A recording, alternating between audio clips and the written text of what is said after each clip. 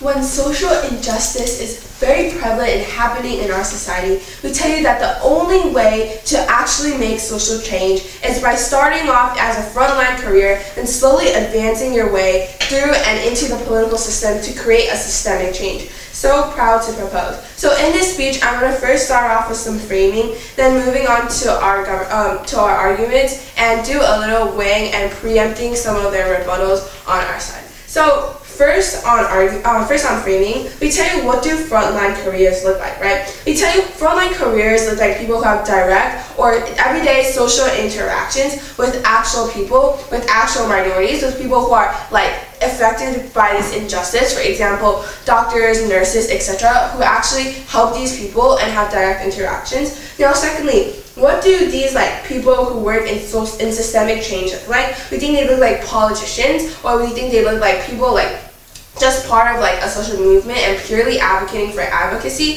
with no prior experience in any other background or no prior experience in any other work, especially starting off as a young person. And we tell you this needs a sustainable amount of wealth plus experience for credibility and for people to be able to trust you.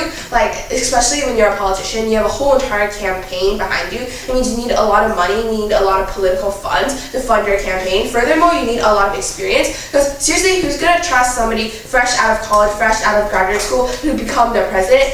No, obviously you need a lot of experience, a lot of change, a lot of credibility behind you, showing you that you can actually make change and showing people that they can trust you. And we tell you that, thirdly, what does a young person look like in this scenario? We tell you a young person is most likely a fresh graduate, right? They probably have some level of financial pressure. They're not financially stable yet. They probably still have to work and still be able to earn a sustainable means to support themselves. And we tell you that they probably don't have a lot of experience in the real world. Sure, they maybe went to school and have interacted with people, but we tell you this is not enough compared to how dirty politics can be, or how navigating relationships can be so hard, especially in the adult world. And lastly, we just tell you that starting off as a frontline career is obviously the best way to make systemic change. So first, our first argument is on effectiveness. We tell you that as a frontline worker, a young person is able to immediately help. Furthermore, we tell you it is easier for them to be able to sustain themselves financially, because like I said before, young people still have some sort of financial pressure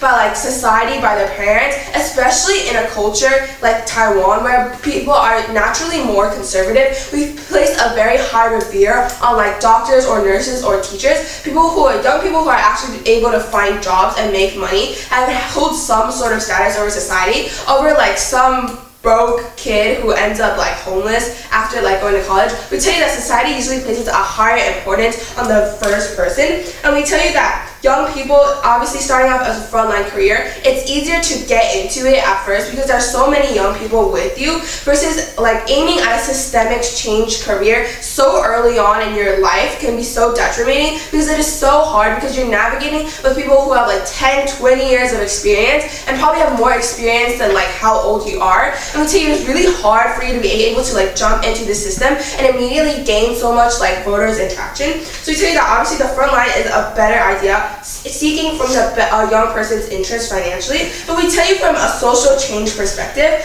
somebody on the front lines can immediately help people and can immediately experience actual problems, especially since if their end goal is to aim for long-term impact and become a politician, it's important for them to have experience or to have knowledge of what everyday people want and to seem more relatable, because if they're looking for a social change, which is hard to promote in a conservative country, they need more voter buyout and they need more they need more critical mass. And the only way to do this, and we'll tell you the best way to do this, is to seem relatable through everyday experiences, or to actually acknowledge and deeply, truly understand the everyday problems and the everyday injustice people go through, especially as doctors or teachers and nurses, right? And we tell you that at the end of the day, this brings in more critical buy-in and brings more critical mass. So eventually, when this person tries to become a politician, they have more experience and they already have a pretty good support base. But we tell you, secondly, especially in a culture like I said, which is so conservative, the ideals we have is usually we place a very high importance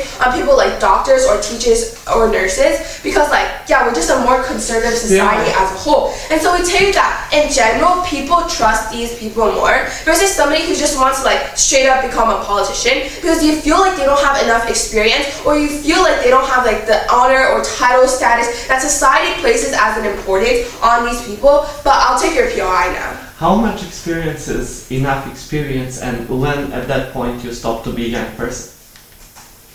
We tell you that like experience is subjective, but usually we're aiming for at least like 5+ years for like social direct interactions because we tell you this builds into your credibility. Because I mean, just take an example. For example, like, okay, person A first becomes a doctor, right? And for example, they're advocating for like, I don't know, like free healthcare or cheaper healthcare for all, right? I know the Taiwan healthcare system is really good, but other countries are not so lucky as us. So for example, person A becomes a doctor and actually understands the real issues and knows like things wrong with the legal system and knows how to actually change this because they are a doctor and because they have seen these real life issues. When they are now campaigning 5 years later, they are now able to appeal to the general audience and appeal to the general majority even better than, for example, person B who's like fresh out of college and just wants to straight up become a politician. Like obviously your person A is way more credible and way more trustworthy, right? And then I tell you that, especially then, social change is so, back to my point, social change is so hard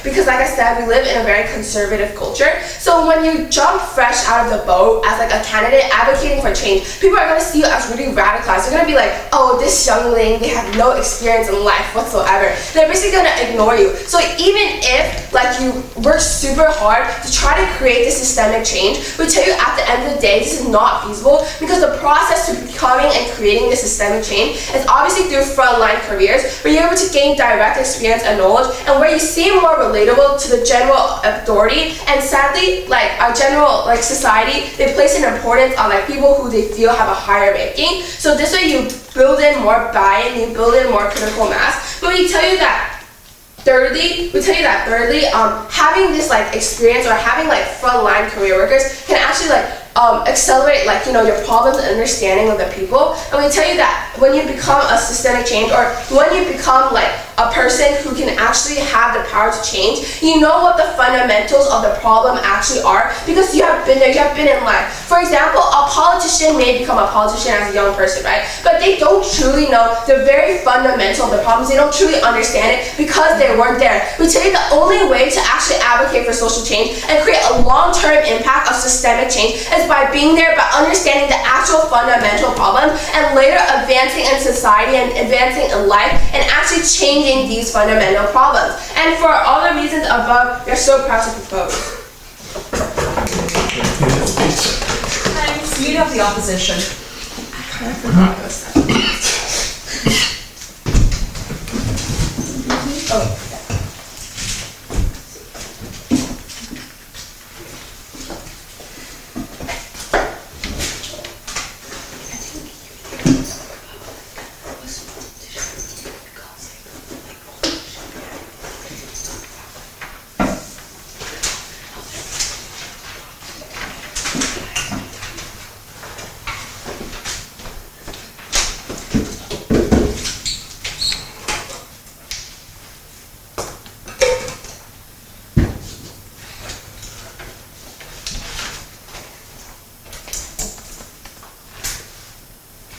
I'll start my speech in 3, 2, 1.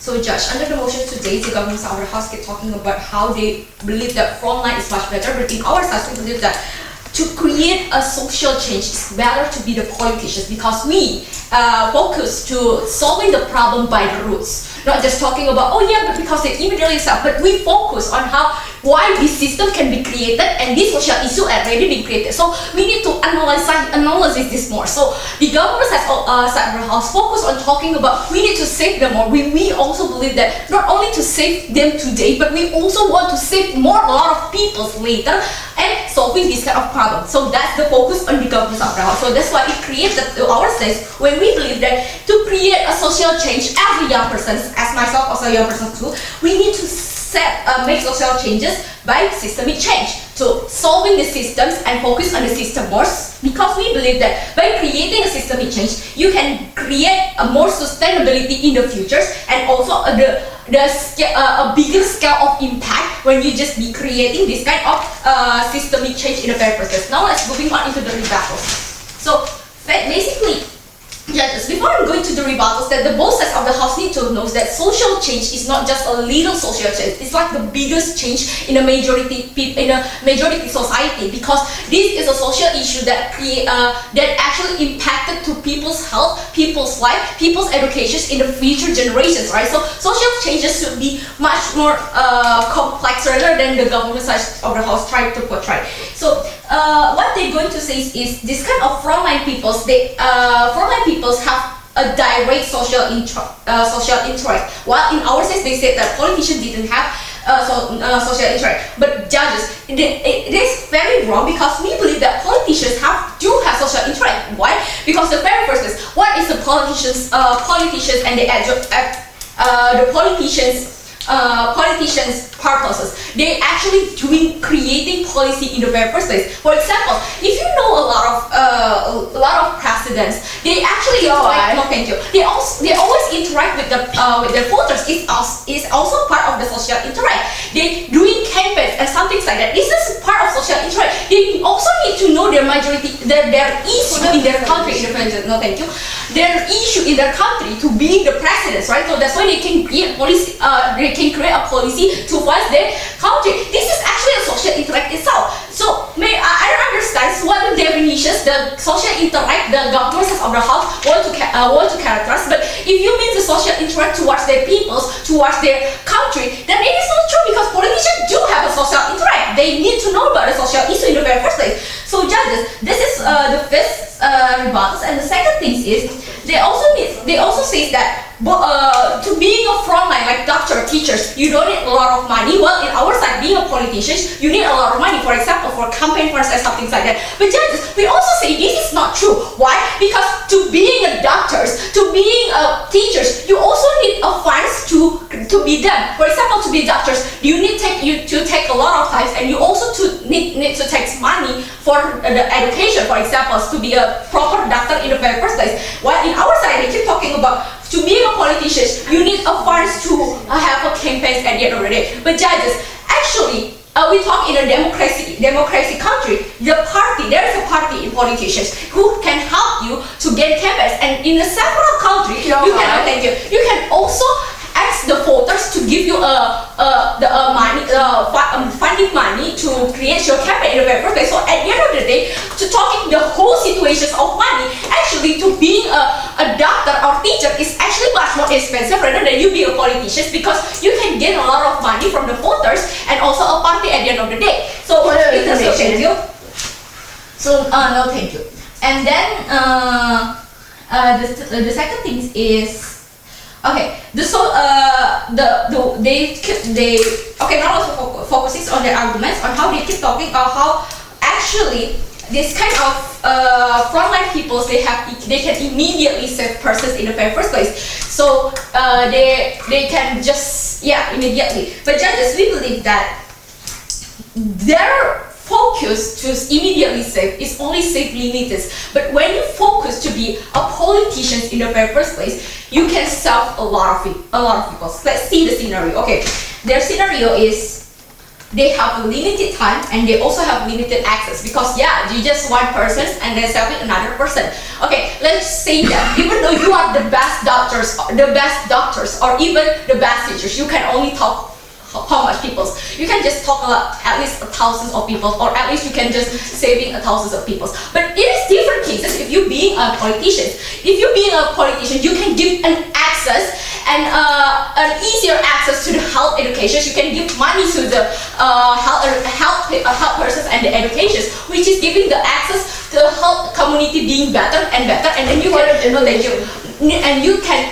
take more doctor in the very first place and giving a lot of scholarships in the very first place. So which is more effective rather than you just focusing to be a doctor and then you just save a lot sums of people. Now let's moving on into the scales of impact in social changes, which is going into my arguments and why we believe that the systemic change is much better. So first, scales of impact. Now just remember that as a politician, you can create policies, which means how we actually government create progress, because government can control everything in the very first place, right? They have power. This is what the government somehow didn't have, because even though you being a doctor, you don't really have a power to create another policies that didn't solving the road in the very first place. You're just saving one people, but you didn't save the road in the south. But in these different cases, when you already being a politician, you can create policies and decide it to a country, and then saving a lot of people, giving the accessibility that I said before. So in terms of scales of impact, we win.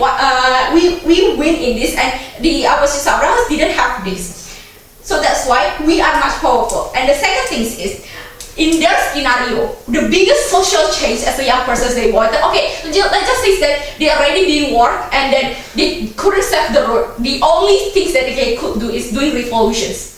But it needs majority of people, and yesterday it needs a leader, and it needs a leader. So the worst scenario is they could not make a change at the end of the day, even though they have a resolutions. But these cases will be explained more by our second speaker. So that's all for me. I believe that the opposition are all proposals. Thank you. Thanks, Deputy Prime Minister.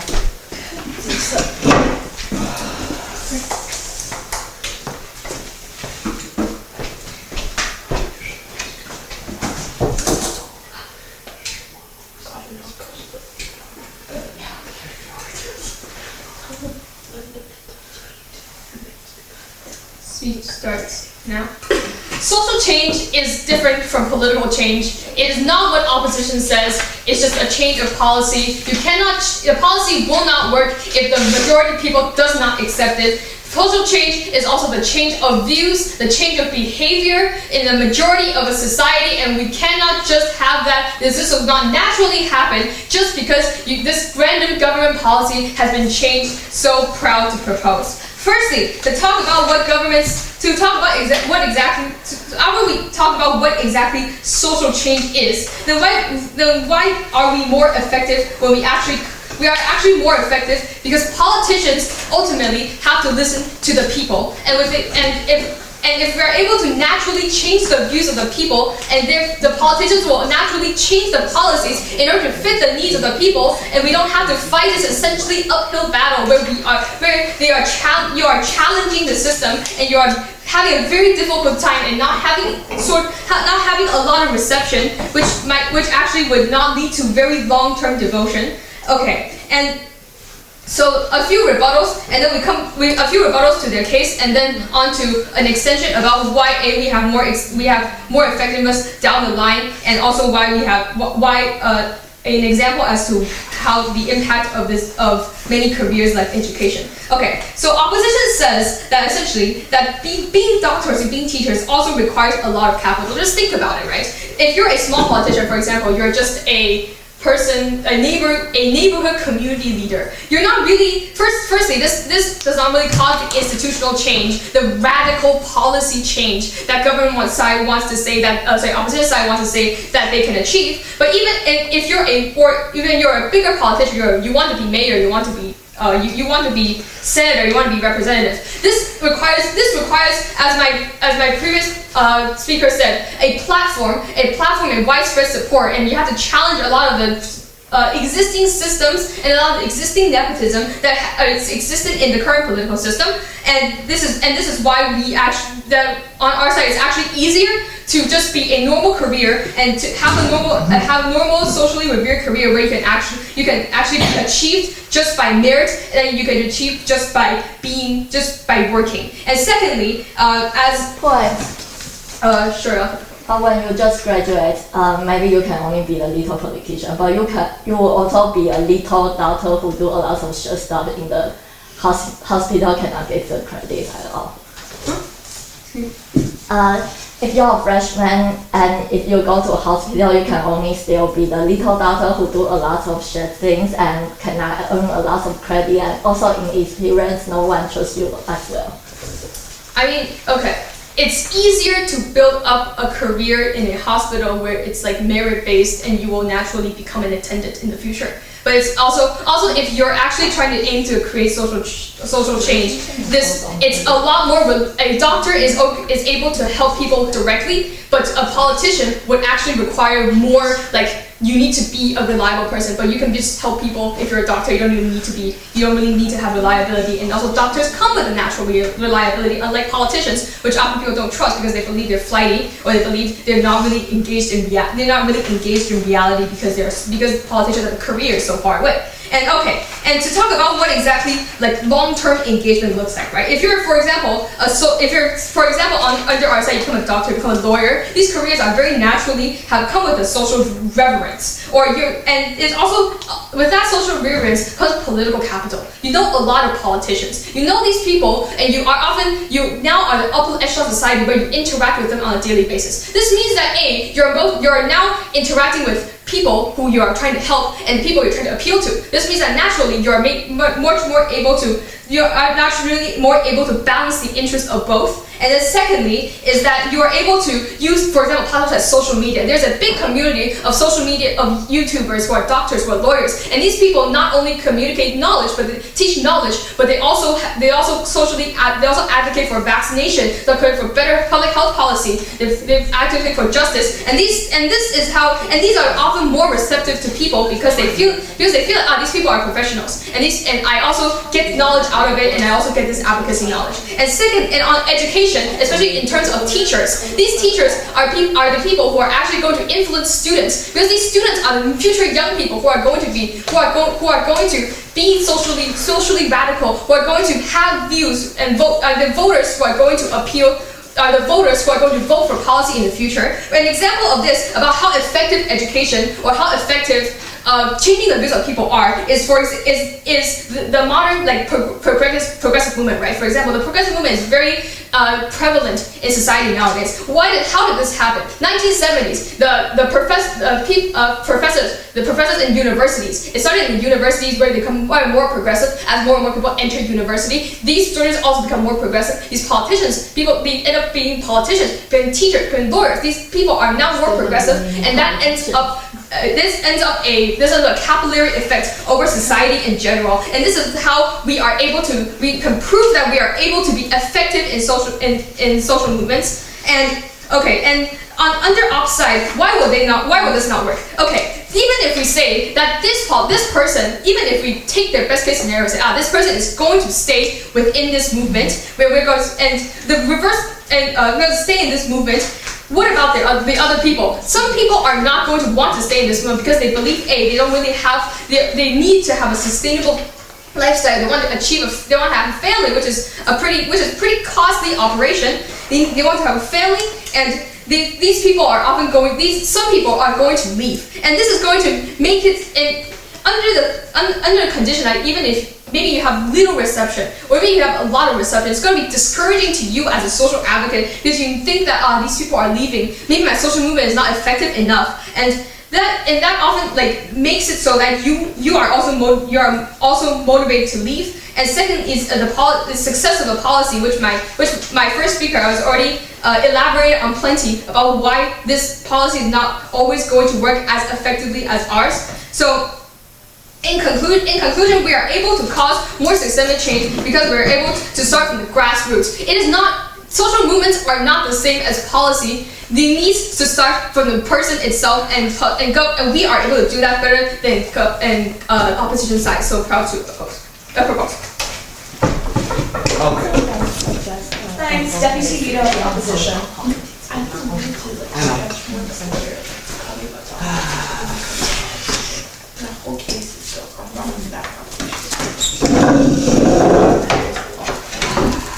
Do you not want to use that thing? I don't. Okay, go ahead. Okay, my speech starts in 3, 2, 1, let's go. Okay, first of all, I would like to talk a little bit of first and second speech of the government side. First speech actually was going in direction we are going as well, basically, because they said, oh yeah, we'll join the politics as well. We as young people will join politics and this kind of movement. Which is basically, of course, every big movement that has to happen has to be political change or actual revolution. And if we don't have political change, then all those small societal changes won't matter because they're small on the small scale. As the second speaker was saying, if you're a local leader, it's a small case. It's same for if you're a doctor. Your reach is much smaller than some of the politicians. And they were focusing on that young politicians are untrusted, that they can't get widespread support of the society, and that they are basically gonna waste years waiting for their chance. But that's not true. Especially in Europe, we are now seeing a large amount of young politicians in their 20s or 30s where they are becoming ministers, mayors, prime ministers, where they're founding parties that are coming to the third, second, or even first places in the elections. Yes? Can you tell us why it's so bad that we want to start off as a frontline career to build our experience before becoming a politician? Why is it so important that you immediately pursue the career of a politician? It is not so important that you immediately start a career of the politician. Just the case is we as a young people, if we want to make a change as a young people, we have to do change now, because in 10, 15, 25 years you will not be young if you want to join a political movement anymore. And usually young people are more idealistic. They actually believe in what they are saying. When you're in working or you're in politics for 20 years, you lose your ideals. You start thinking just about survival and how to get money, and that's why the people who are actually a long time doctors, lawyers, when they join political parties, they usually join already established big political parties, try to make their name there, and once they make their name there, they don't make any changes. They become same as the party, they don't make any social changes. That's the problem. That's why young people, while they are still idealistic, while they still hope for the better society, while they still see ideas and brighter future from themselves and from whole society as it is, they need to make moves. They need to make changes.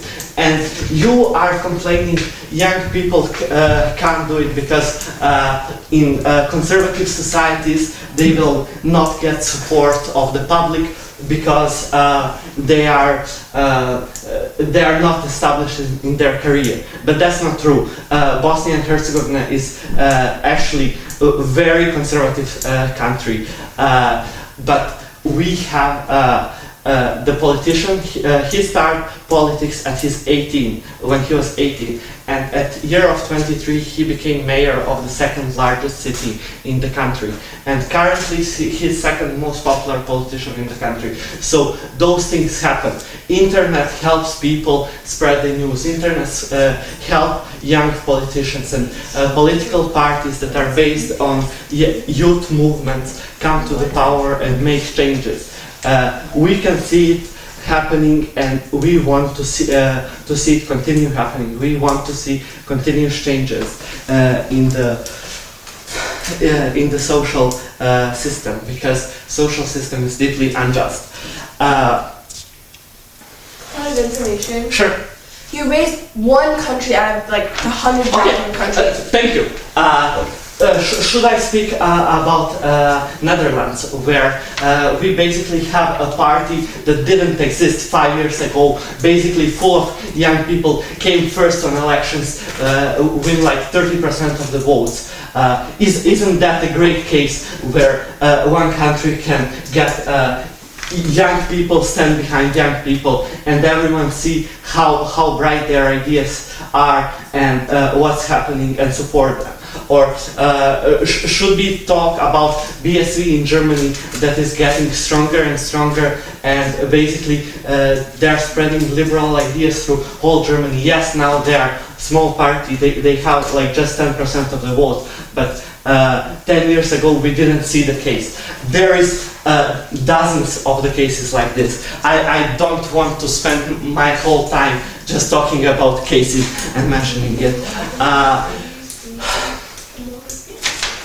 And what change will one doctor bring if he is just working his medical job? He can help 10, 100,000 people. But if we change medical system, if we change a problem in the medical system, we can save millions of people. We can strengthen the whole society, not just tens or hundreds of people.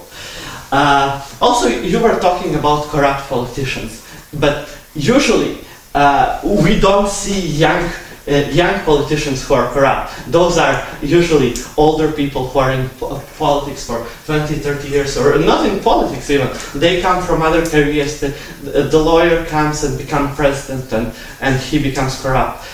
Usually younger people are not the one that we see corruption scandals. Usually those are the older people. So if all of these cases, basically we can see that young people in politics can succeed. Of course, young people in other sectors of society are very important and they're very helpful. But if they want to make big social change, they need to join politics. So proud to oppose. Thanks, Government Whip.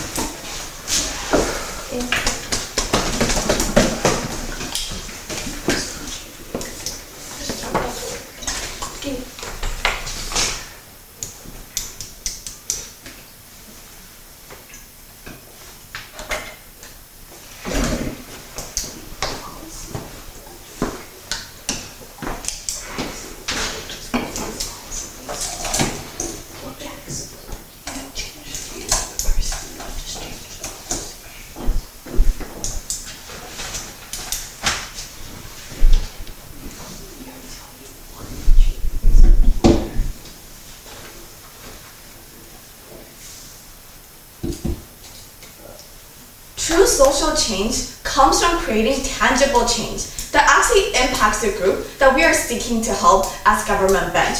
Our bench stands for the type of social change that is built on the foundation of trust, credibility, professional knowledge, and actual impact, actual reach on the people that we are trying to help. First, I want to go on to some quick responses and I'll move on to what the process of creating change actually looks like on government bench versus opposition bench and why we are able to actually bring more tangible change in the long run, but also in the short term. So first, they tell us that doctors require more experience, and on our side, we still need very expensive tuitions in order to become a doctor or to become a nurse. I think this is simply untrue compared to the amount of money that it takes to become a politician. So sure, there might be like 5 years of medical school to become a doctor or a nurse, but for most of the people who probably go to public school, there's already a huge amount of the tuition that is going to be significantly less expensive than the kind of funds that they would require on their bench. But being in politics requires a lot more money and time to achieve the same level of success as a doctor. Why is this true? First, in school, these people are already starting to go into like internships or going to clinics. They're already actively helping people. They're already providing medical assistance to other people. Second, politics require a lot of money for ads, for campaigns, for like even your makeup crew who is going to be like making sure that you have the most perfect marketing strategy so that you can gain more followers. If you look out on the streets, we already see a lot of like pink posters of politicians where they list out like their CV, right? Like I have gone to this sort of college, and the reason why people would want to put this on their poster is simply because that they know that this kind of prestigious degree is going to gain trust, it's going to give them credibility from citizens who will eventually be the ones voting for them, voting for their kind of policies. But third is that there are also other careers such as social workers that opposition bench has like very strategically decided to ignore.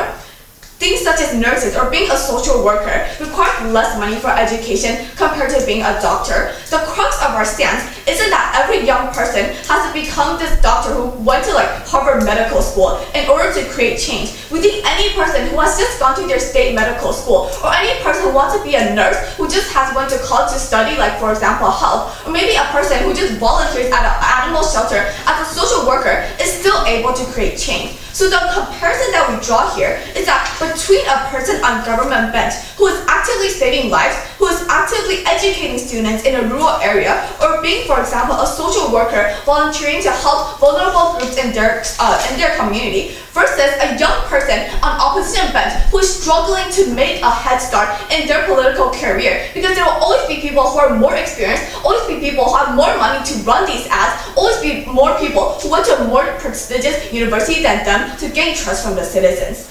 Second rebuttal, they talk about the rise in new parties in their previous speech. We tell you that sure, this may be true in some country, but this only happens in places where there has been like a lot of corruption or something has to really change it. It means that probably the country does really have an unstable government, or there is really like a huge problem in society that everybody wants to change. We tell you that first, these kind of social movements are usually like, it's very prevalent and it's targeted toward the majority. But so then what is the type of people that we want to help? It's the most vulnerable people, right? The minority, who are usually not the ones who are helped in these kind of policies. But we tell you that in most cases, countries are stable, right? Where citizens are still comfortable with their everyday lives. These are the kind of places that we actually still want to achieve change in, right? Because they are not like citizens who are still living comfortably, where there's not like a huge rise in inflation, and there's not like an extremely corrupt government. People are not really susceptible to radical change simply because they're comfortable in the way in which they're living their lives. And we tell you that as a young person who's starting out to become a politician, not only do they face all these financial barriers and also barriers of like experience and like these very complicated relationships that you need to have to be successful, it means that young people are often very radical in the way they propose their policies, meaning that they don't really have a lot of experience in living in society or really like knowing the struggles of people. They're not able to appeal to the general public in order to get more votes. I'll take your POI. Okay, do you think that those small changes that happen in society will actually do societal change? We think that yes, they do, because creating societal change isn't just about creating like this huge policy of decreasing the price of healthcare, but it's also about just actively helping people, just going out and going to like, for example, an animal shelter, or going out to help like an earthquake disaster in which you just actively heal people with your medical knowledge. So let's move on to what the process of achieving change looks at opposition bench. We think that they require funds, they require support, and a long time span. Okay, what is a young person going to look like on opposition bench? First, they're fresh out of college, they want to become a politician, right? What are the struggles they face? First is the lack of funds and support from parties. They talk about how like parties can still support you. We think that this is like not true, because as a young person, you don't really have anything special about you that a party would want to support you or want to give you funds. You also have little experience and credibility to you, meaning that you're not really able to gain critical mass. Second, they also have to navigate very complicated relationships in politics. We all know, right? Like bribes, or like having to lobby, or like having to like be really close friends with someone to climb up the political ladder. We think that in the short term and also in the long term, young people are more likely to make moral trade-offs when they're in politics versus when they're actively going out to an animal shelter to, for example, heal a dog. Because even if they may seem like they may have this mindset of the only goal I want to have is to like create change. We don't think that this is true, because at the end of the day, they still think, oh, I shouldn't make these moral trade-offs if I have to achieve change. Second, what happens? They want to advance up to achieve change, right? What are the struggles they face? They still meet more experienced candidates with better degrees. So why do you have reversibility and better transition? We think that first, we gain more experience and professional knowledge. This creates more effective policies and strategies that you can use to appeal to the general public. We build trust and credibility with degrees, or even just our experience with going to an animal shelter or being a nurse at a certain like public hospital for a few years. But we also have more interactions with citizens on that, right? Does a teacher teach more students, or does a politician talk with more students? Does a doctor save more lives in the ER, or how many dying patients does a politician face? We think that this is obviously a clear gap. Sure, a politician may go on the street once in a while to receive interviews and try to look nice. But when you put that in comparison to a doctor who's spending every single day of their lives working in the ER to save a dying patient, or you look at a teacher who's actively every day educating more students in a rural area, I think we on government bench will always achieve more change. Even in the worst case, in which we don't even go go to politics at the end of our career. We think it's still good, right? We still achieve social change at the foundation. We actively help people without having to face all these financial and relationship barriers that you face in this very messy and complicated politics world. So for all the reasons above, I am so proud to propose. Thanks, Opposition Whip.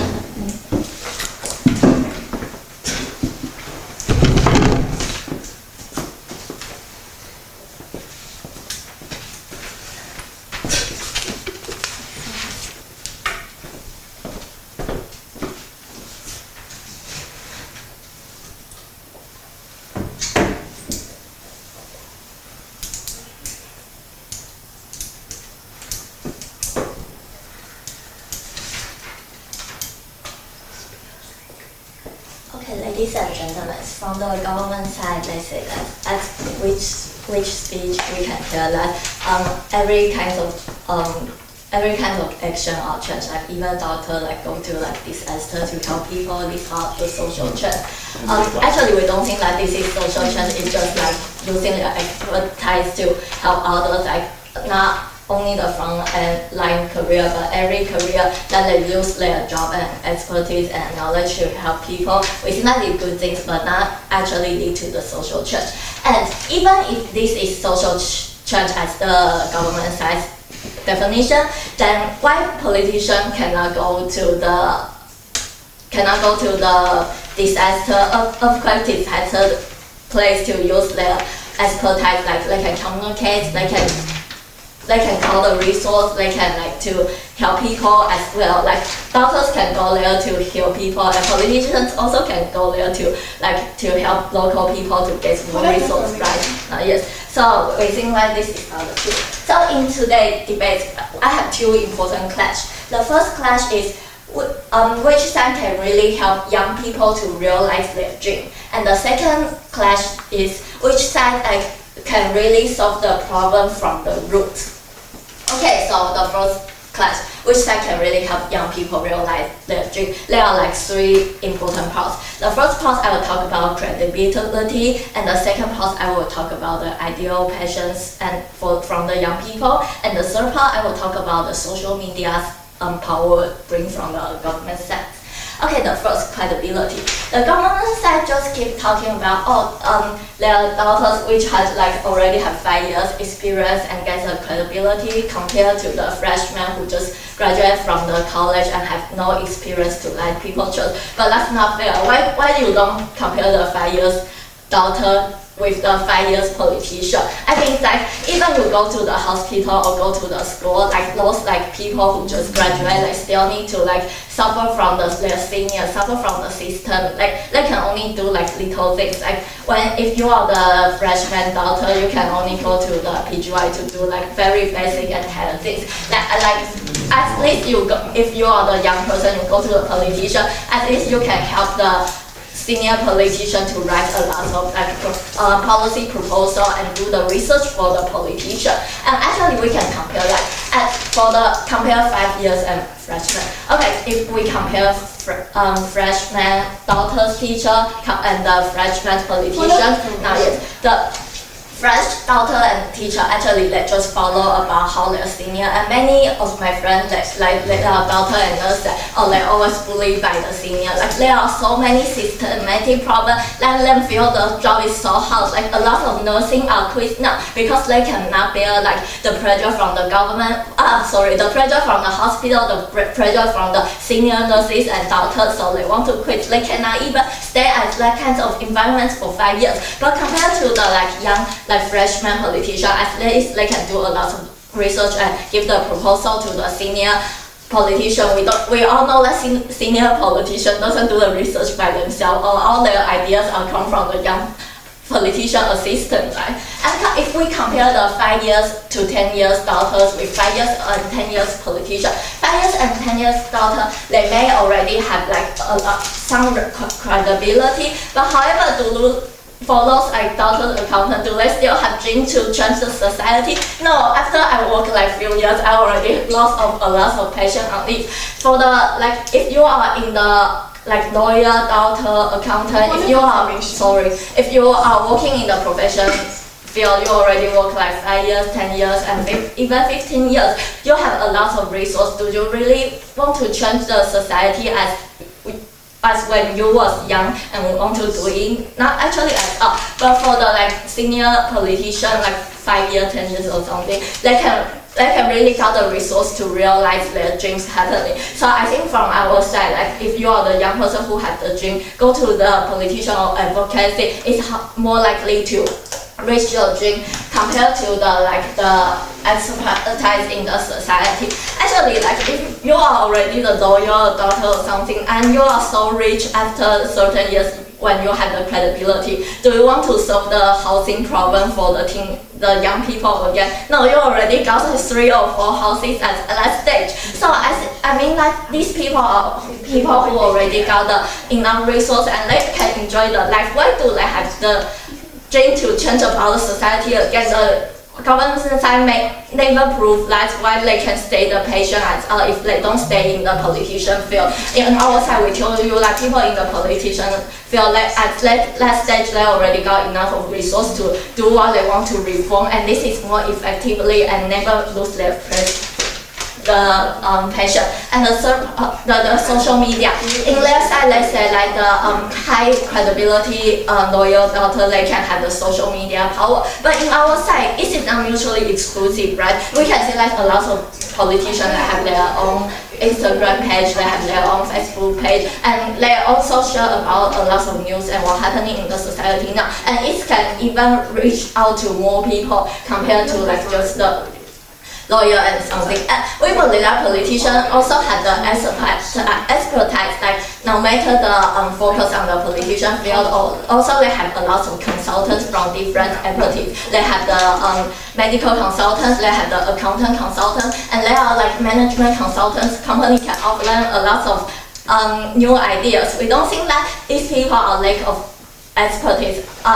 In the other hand, like even because government has a lot of resources to bring the consultants is for the politicians, so they can have like more complete idea. So that is for the why young people solve it, and why which side can really solve the roots. In opposition side, they only have the expertise. The accountant or something. But in our side, we tell you that government has 3 kinds of resources. First, legal power. Legal power for the, for example, if the doctor can cure people from pandemic, but in government side, we can like to set policy to like don't let pandemic go into the country as the first place. And second, budget, we have a lot of funding, like my partners has said, we can fund the hospital, school. Doctor cannot do anything without this. If the funding is cut out, and third, like government ensure like politicians have more cross-field resource. For example, if we would want to combine the like different like medical or the education together, it needs the politician to do rather than by doctor and teacher in different fields. Thank you. Thank you. That concludes the substantive portion. Opposition required.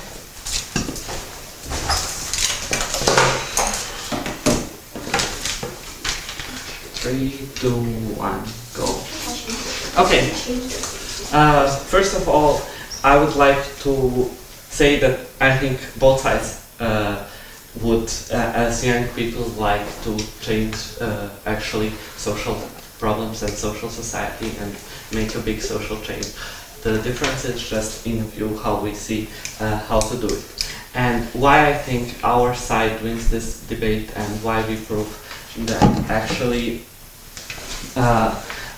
government side doesn't have a ways how to solve big social changes. They can solve small problems, as they said. You can volunteer in the shelter, you can help during the earthquake, but you can't help with substantial big problems like people who lack housing or people without medical health care.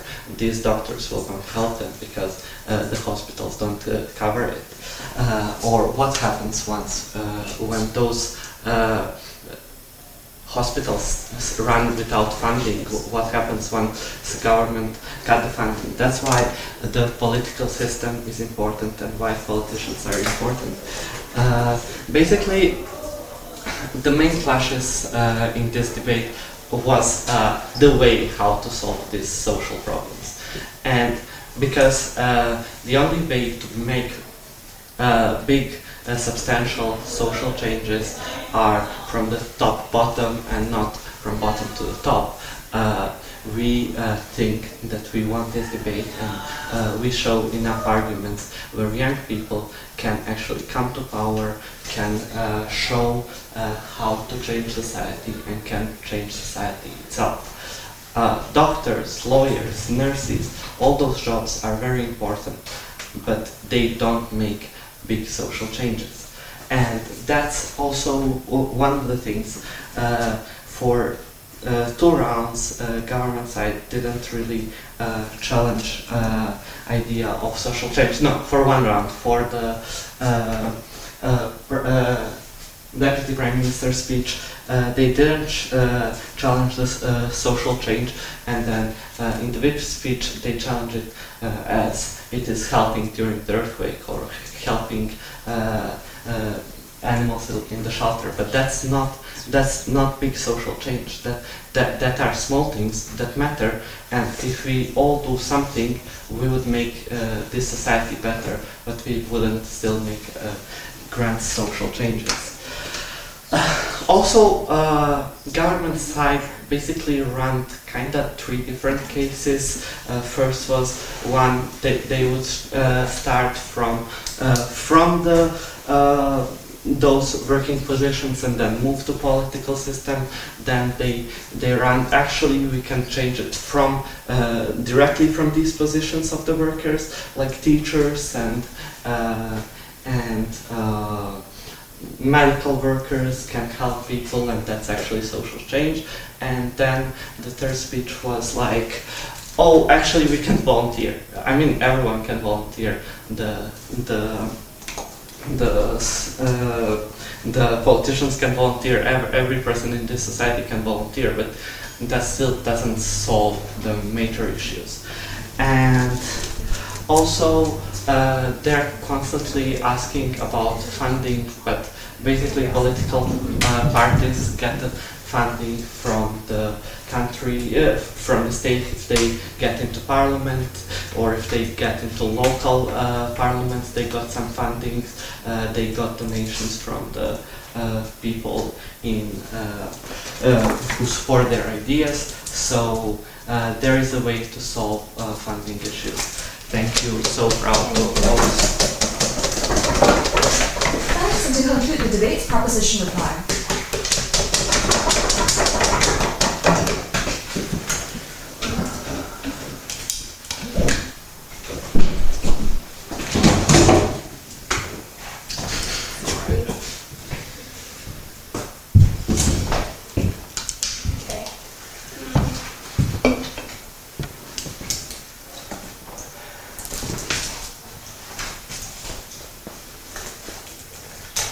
Judges, at the end of this debate, we have to ask yourselves, would you trust somebody, like if somebody was advocating for a social issue, for better healthcare, and to advocate for vaccinations, would you trust somebody who has worked in the medical field, who has had real life experience with this, and is advocating for this change, versus a random 20-year-old fresh out of college with no prior experience in the medical field and seems untrustworthy and uncredible?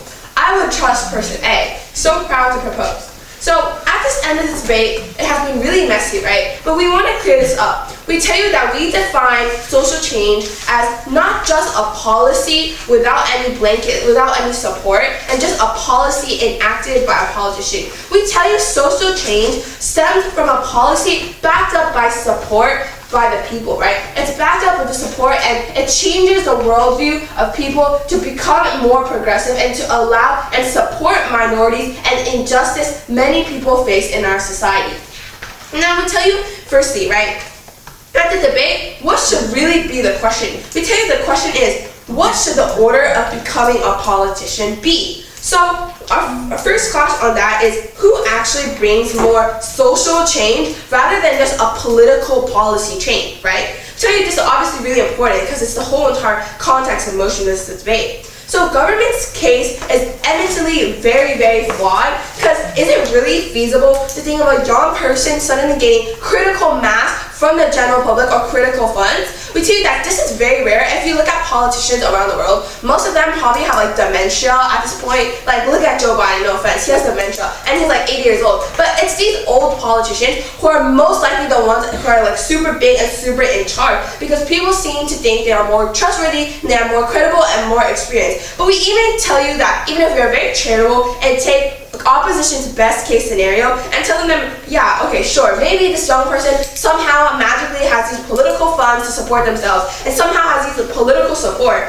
We tell you this still does not hold a candle to why these people, these young people should become like a frontline career person first rather than a politician. We tell you this is threefold, right? We tell you that number A is that these people, when they pursue and start off as a frontline career, they're better able to understand the fundamental problems of societal injustice that these people face. This is why people trust older politicians, because they feel like they have more experience and more interactions with the social life, right? We tell you, if you really are a young person seeking to make political change, you have to understand the fundamental problems to get ahead of the curve, right? And this stems from being a frontline worker, from having social interactions and understanding the root cause and root problems. It's like our speeches continuously stated, right? For example, it's being a social worker, volunteering with people, helping people, educating people. It's gaining this knowledge to deepen your understanding of the topic, and furthermore B, it makes you seem more relatable, which obviously brings them more supporter buy-in and builds up your critical mass